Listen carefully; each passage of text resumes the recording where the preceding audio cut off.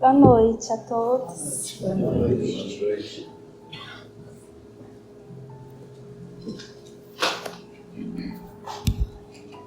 Com muita alegria, é um prazer, uma honra estar aqui novamente, para a gente conversar um pouquinho sobre o Espiritismo. O Evangelho segundo o Espiritismo é a obra que contém todos os ensinamentos, toda a moral de Jesus. O Espiritismo, ele nos esclarece sobre todas as coisas.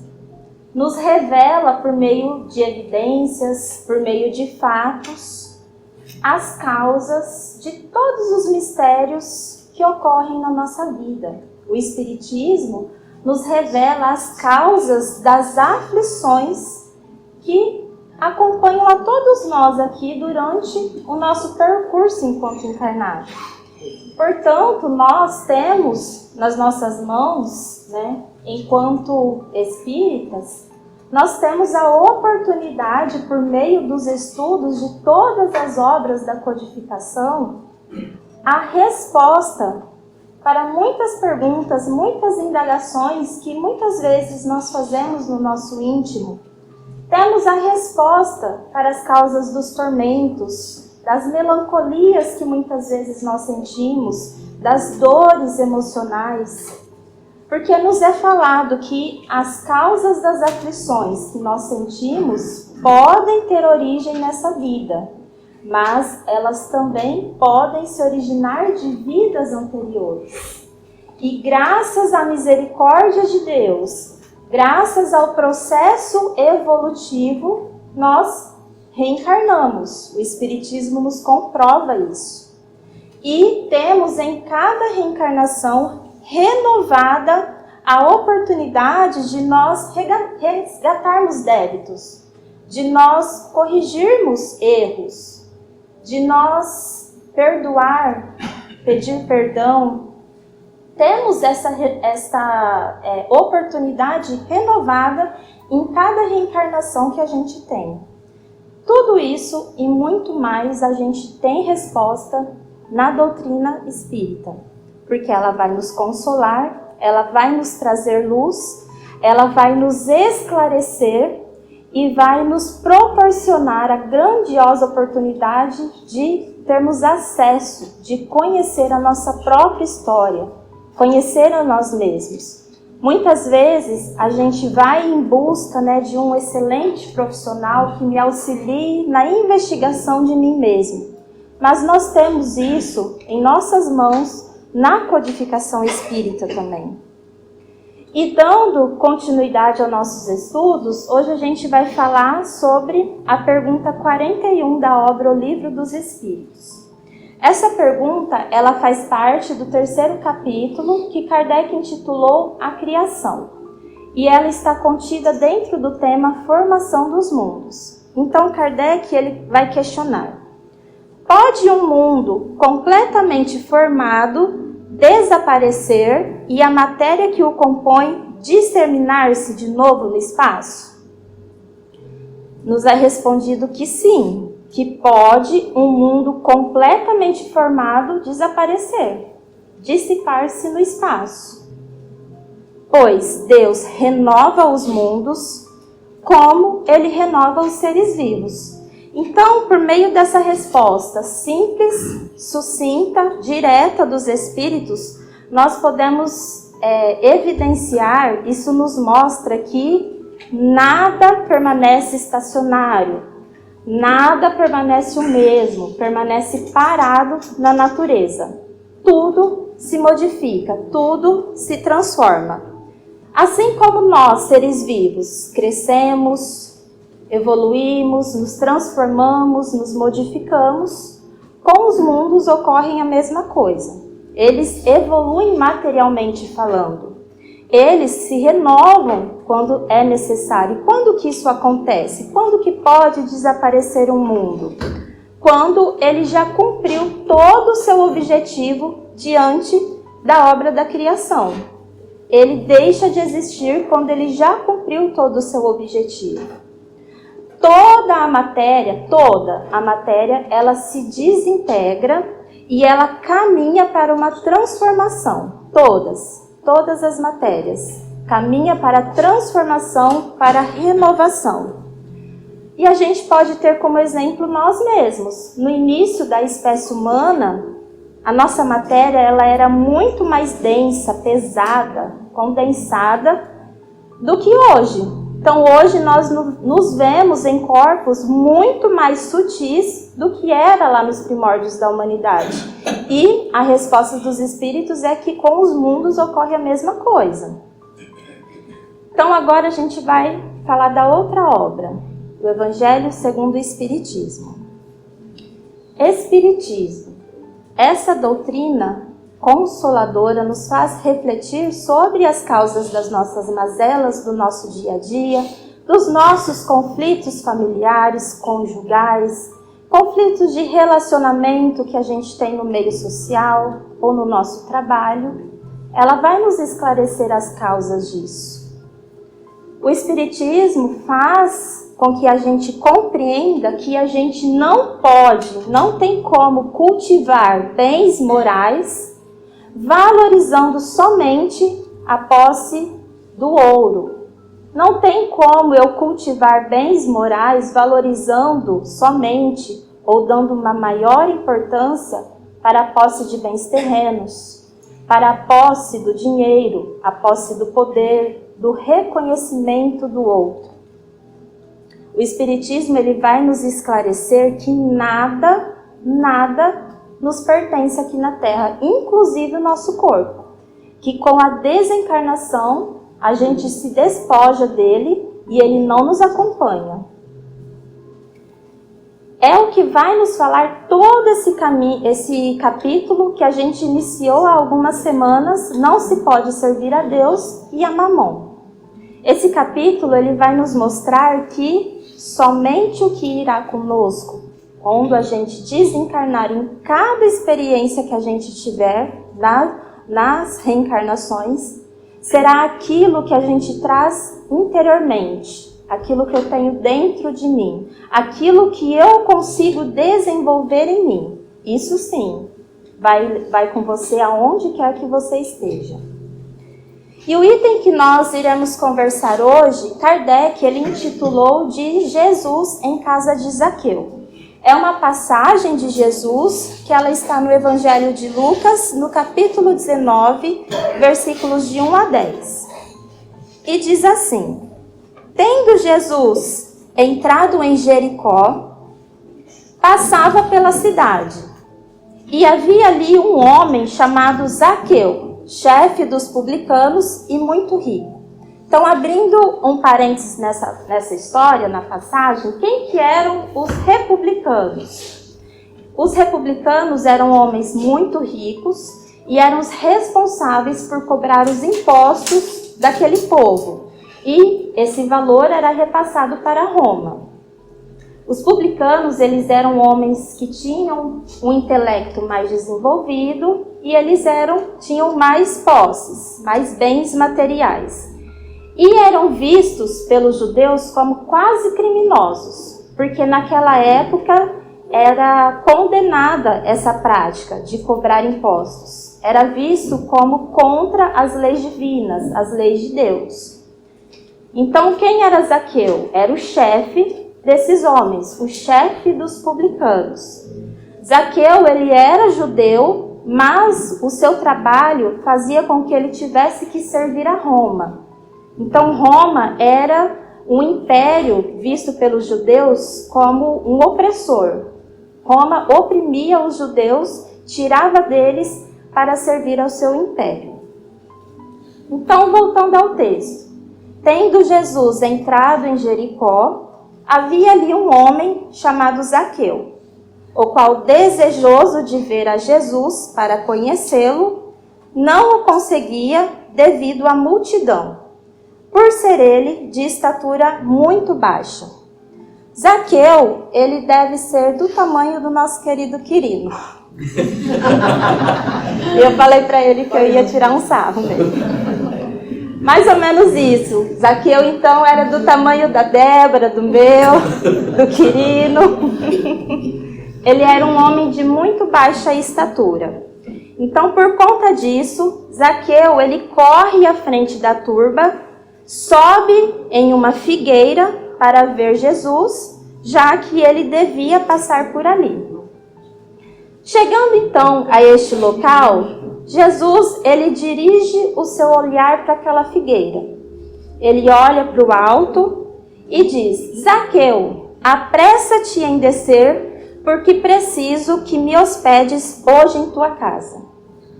Zaqueu então desce e abraça a Jesus jubiloso. E vendo tudo aquilo, aquela massa, aquela multidão, diz: ele foi hospedar-se em casa de um homem de má vida. Então essa é a passagem de Zaqueu.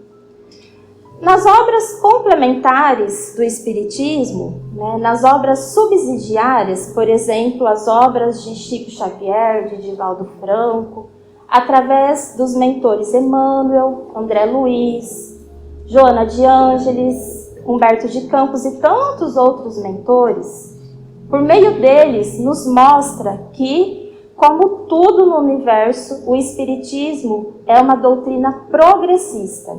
E por que eu falo isso? Porque à época de Kardec, ele não tinha acesso a tantas informações profundas como esses outros mentores nos trouxeram. Mas a gente tem que deixar claro, o Pentateuco Kardeciano, todas as obras de Kardec contêm tudo que nós necessitamos para nos transformar interiormente, nos tornarmos espíritos puros, está tudo na codificação, a gente não precisa procurar em outro lugar. No entanto, passa-se o tempo, a gente progride ainda mais e vem para a doutrina espírita estas obras complementares, estas obras subsidiárias.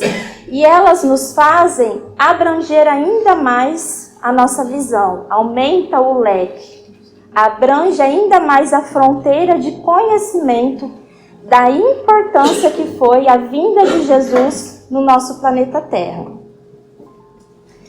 E aí eu vou falar de uma dessas obras então. Humberto de Campos, ele vai nos mostrar na obra Boa Nova como que era conviver diariamente com Jesus, como era estar diariamente com ele. Humberto de Campos vai falar os bastidores da história dos discípulos e de outros indivíduos que tiveram essa oportunidade de conviver com Jesus.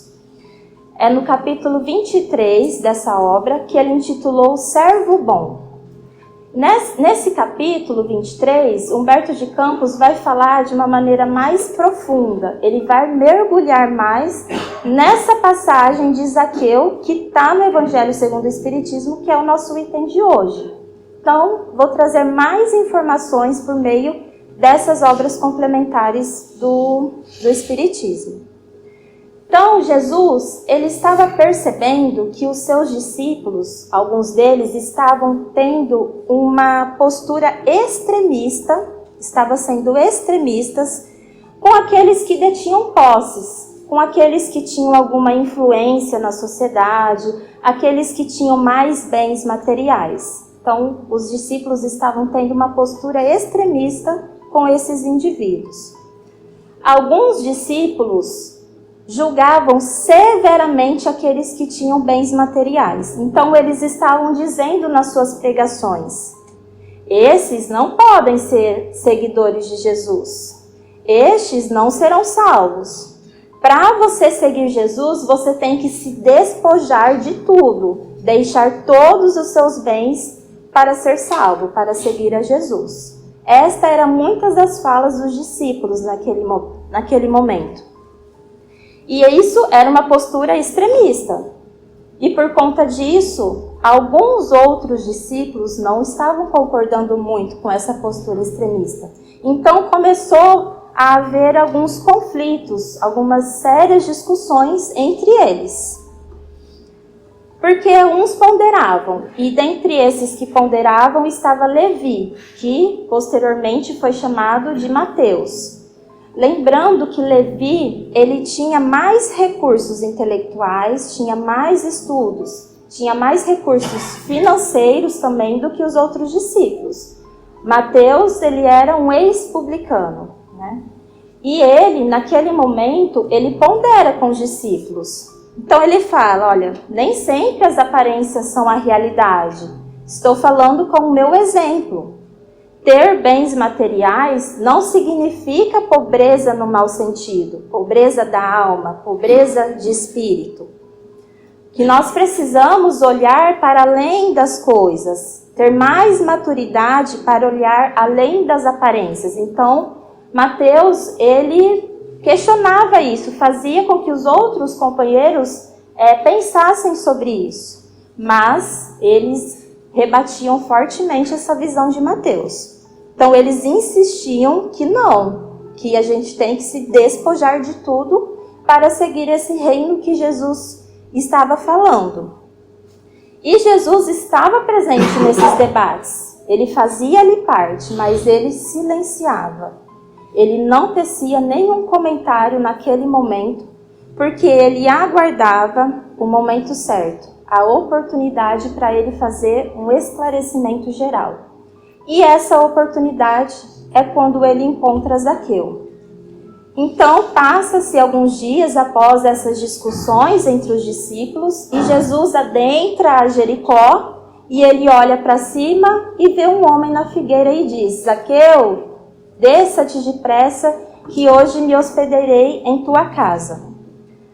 Naquele momento que Jesus fala aquilo a Zaqueu, ele escandaliza a grande massa, a grande multidão que estava ali com ele, inclusive os seus discípulos, que dizem, mas vai hospedar-se na casa de um homem de má vida? Então, naquele momento, Jesus estava escandalizando muitos deles. E aí, logo mais tarde, naquele dia, quando Jesus está à casa de Zaqueu, junto com seus discípulos, Zaqueu diz: Senhor, dou a metade dos meus bens aos pobres, e se causei dano a alguém, seja no que for, indenizo-o 4 vezes mais. É verdade que tenho sido observado como um homem de vida reprovável, mas, desde muitos anos, venho procurando empregar o dinheiro de modo que represente benefícios para todos os que me rodeiem em vida. E Jesus então fala a Zaqueu: esta casa recebeu hoje a salvação, porque também este filho é filho de Abraão, visto que o Filho do Homem veio para procurar e salvar o que estava perdido. E aí Jesus continua algumas falas com Zaqueu. Aí Zaqueu pede permissão para se ausentar um momento dali, e ele vai buscar os seus filhos para que possa conhecer Jesus. Nesse período em que Zaqueu sai da sala e fica Jesus e os discípulos bombardeiam Jesus com inúmeras indagações. Por que tamanha aprovação de um rico mesquinho, diziam deles? As riquezas não são condenadas nesse reino que você tanto fala? Falava outros discípulos. E Jesus, esperando com que cada um deles fizesse as suas indagações, ele diz calmamente: Amigos, acreditais porventura que o Evangelho tenha vindo ao mundo para transformar todos os homens em miseráveis mendigos? Qual a esmola maior? A que socorre as necessidades de um dia ou a que adota providências para uma vida inteira?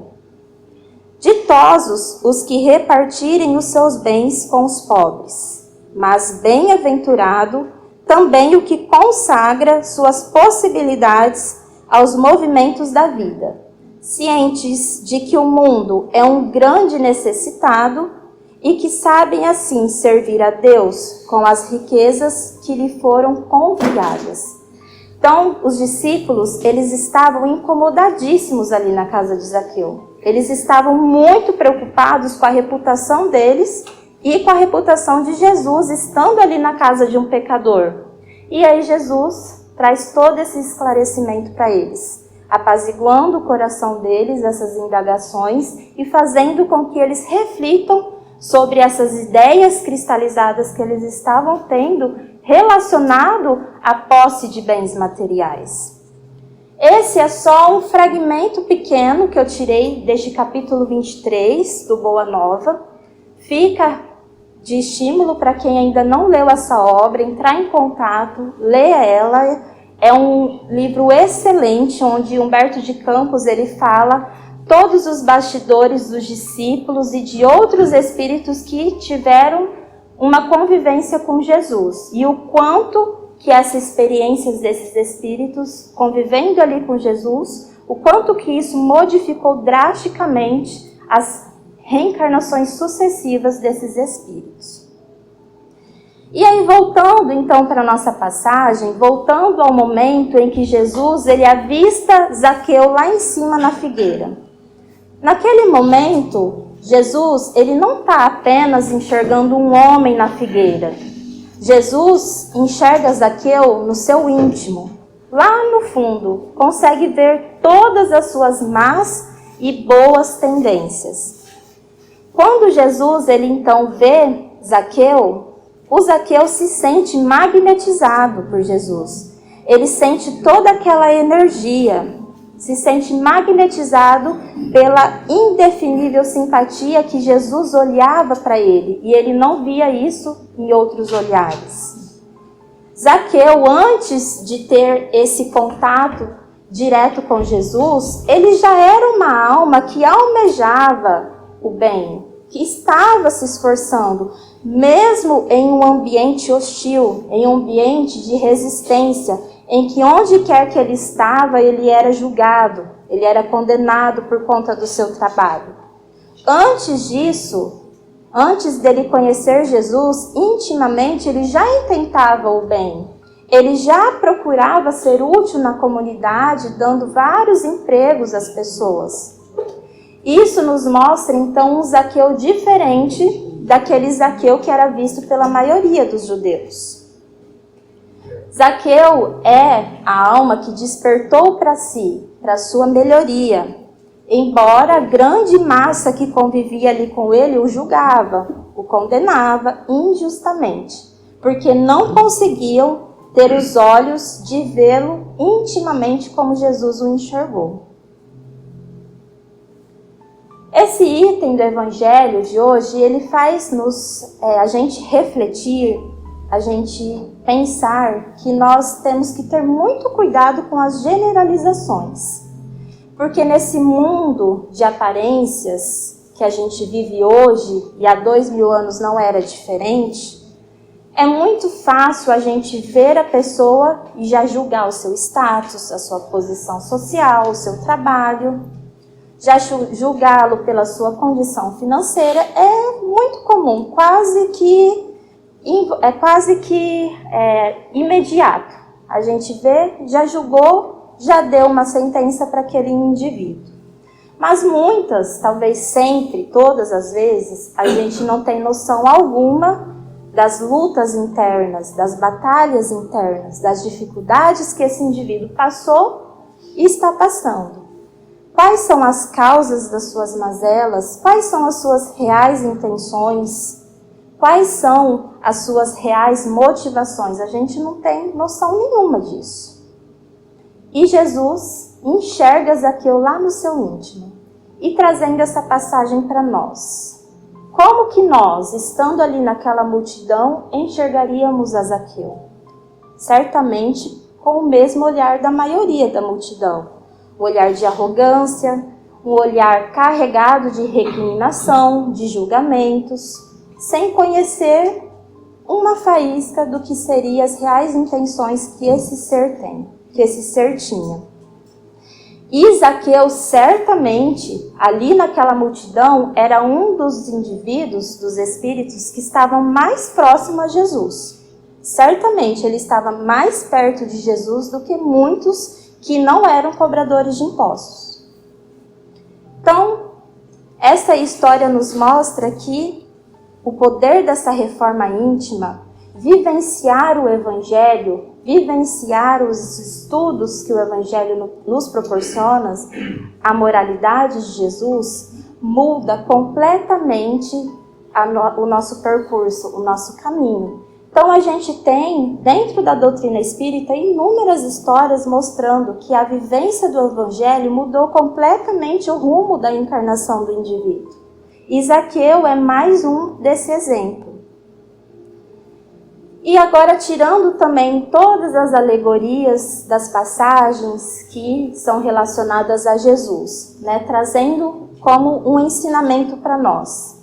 Zaqueu, ele necessita subir a figueira para ver a Jesus. O que estava impedindo Zaqueu de ver a Jesus? É importante a gente refletir isso. Tinha algo que estava impedindo ele de ver Jesus.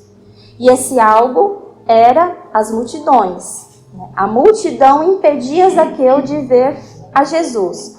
E a gente refletindo sobre essa multidão, ela pode ser duas multidões. Uma interna, uma multidão dentro dele, dentro de nós, que nos impede de ver a Jesus. E uma multidão externa, uma multidão fora de mim, também me impede de ver a Jesus. Essa multidão interna seria o quê? Seria a multidão em desequilíbrio que a gente tem dentro de nós. Seria uma multidão de ideias cristalizadas que nós temos sobre nós mesmos, sobre os nossos pais, sobre a nossa história. Essas ideias cristalizadas que muitas vezes nos impedem de enxergar o outro e nós mesmos como somos. Seria uma multidão interna de hábitos infelizes que a gente ainda alimenta constantemente, mas que hoje muitos de nós já sentem uma necessidade de renovação, de modificação, de transformação. Há em cada um de nós aqui uma multidão interna. E essa multidão interna, ela precisa ser mostrada para você mesmo. Você precisa conhecer essa multidão que te impede de ver a Jesus. Essa multidão precisa ser evidenciada para você mesmo, transformada, modificada, vencida. E aí a gente tem também a multidão externa, que muitas vezes nos impede de ver os ensinamentos de Jesus. E essa multidão externa são as ideias pré-concebidas pela sociedade. Se todo mundo tem, eu preciso ter. O que eu preciso para eu ser feliz? Preciso comprar isso, preciso ter aquilo, ser reconhecida, preciso acumular títulos. Então, tudo isso a sociedade nos diz, você precisa ter para ser alguém. Essa é a multidão externa. Enfim, é uma série de ideias que nós temos sobre o outro. É uma série de ideias que nos bombardeiam a todo momento. E essa multidão externa é igualmente difícil de ser vencida, como a multidão interna. Para você, eu sou a multidão externa. Eu posso impedi-lo de ver a Jesus, por meio dos meus julgamentos, das minhas críticas, exaltando somente aspectos negativos em você, e isso auxilia você a ter mais dificuldade. Assim como você também é a minha multidão externa.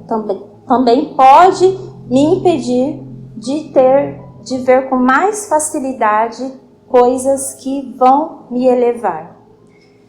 Essa multidão de pré-julgamentos, de conceitos que a gente tem sobre o outro, é a multidão que nos ensina nessa passagem. É essa multidão que estava impedindo Zaqueu de chegar até Jesus. E aí, me aprofundando um pouco sobre quem é Zaqueu, que eu me interessei bastante pela história dele, eu comecei também a refletir o quanto que naquela época deve ter sido muito difícil, por exemplo, para Paulo de Tarso. Paulo de Tarso, ele teve que vencer inúmeras multidões. Enquanto ele estava naquele processo de mudança íntima, em que ele deixa de ser aquele ferrenho perseguidor dos cristãos, que matava, que perseguia, que prendia, e ele passa a ser um dos maiores entre eles, certamente ele venceu inúmeras multidões, internas e externas. Também lembrei da história da Maria Madalena. Madalena certamente venceu inúmeras multidões internas e principalmente externas, sendo naquela época uma das mulheres mais condenadas, mais julgadas, mais criticadas, mais vulgarizada. E ainda assim, Jesus enxerga o íntimo de Zaqueu. Mesmo ele sendo um cobrador de impostos, o chefe dos cobradores de impostos, Jesus enxerga o íntimo de Zaqueu. Mesmo assim, Paulo de Tarso matando, perseguindo cristãos, Jesus enxerga o seu íntimo e a potencialidade que ele tinha para desenvolver o bem.